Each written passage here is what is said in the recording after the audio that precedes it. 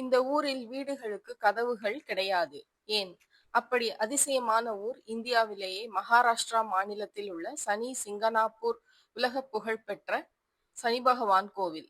இங்கு மூலவருக்கு கூரை கிடையாது.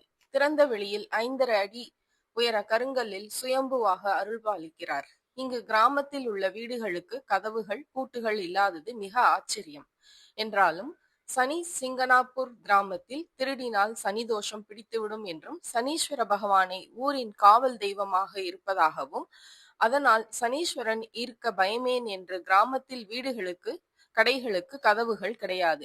இன்று சனீஸ்வர ஜெயந்தி.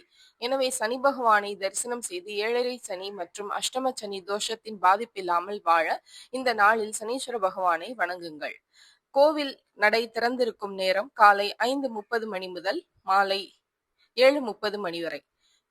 நல்லெண்ணெய், கருப்பு துணி, கருப்புளுந்து, மலர்கள் சாற்றி சனீஸ்வர பகவானை வழிபடுகிறார்கள்.